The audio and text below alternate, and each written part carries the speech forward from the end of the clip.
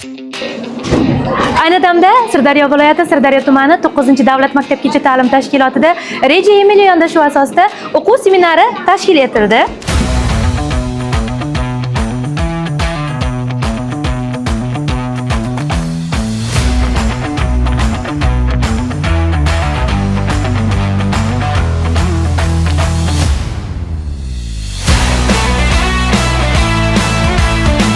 Reja Emilio dasturi ilk marta o'sha birinchi bosqichi Sirdaryo viloyati pedagogik mahorat markazida o'sha 2025-yil 22-dekabr kuni start berilgandi va 2 kun davomida seminar dasturi o'sha respublika bosqichi bo'lib o'tgandi.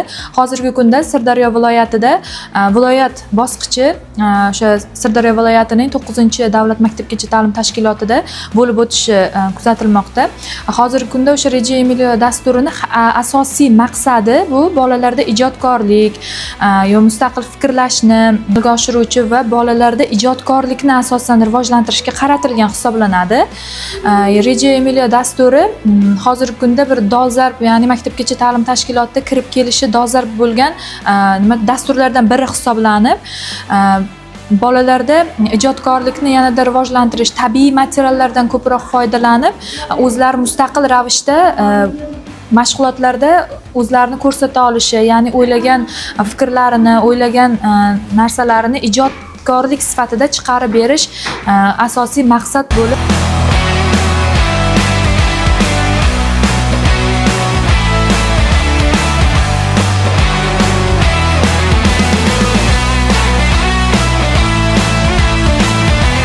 bu tabiiy va tashlandiq narsalardan bolajonlar bilan o'quv faoliyatini tashkil qilish va o'zgacha yondashuv asosida faoliyatlarni olib borish jarayoni hisoblanadi. Ayni damda bizdan tashrif buyurgan pedagoglarimiz bilan o'quv seminarining fikr almashinish, o'zaro tajriba almashinish va yangi bilimlarni mustahkamlash jarayonlari olib borilyapti. Pedagoglarimiz bu jarayondan juda ham baxtiyor va bolajonlarimiz bu Reja Emilio dasturi asosida, yondashuvi asosida o'zlari erkin, o'zlari xohlagan tarzda faoliyat jarayonlarini tashkil qilishadi va qiziqishlarini yanada kuchaytirishadi.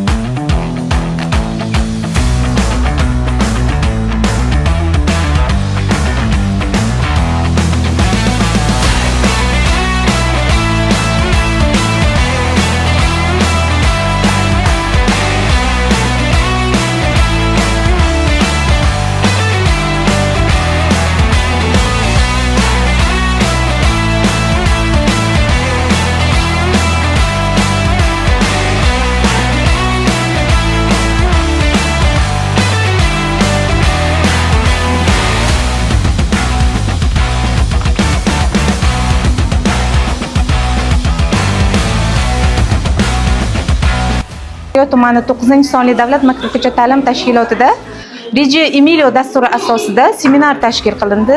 Biz mana bu seminarga tashrif buyurgan holda bu yerdagi amaliy jarayonlarni guvohi bo'ldik. Bu jarayonda bolalar o'zlarining qo'l mehnatlari asosida yasalgan ko'rgazmalarni, juda ajoyib ko'rgazmalarni guvohi bo'ldik. Bu yerda bolalarning qo'l mehnatlari, tarbiyachilarning qo'l mehnatlarini ko'rib, har bir tashkilotlarimizda ushbu jarayonlarni tashkil etish bo'yicha o'zimizga kerakli xulosalarni chiqarib oldik.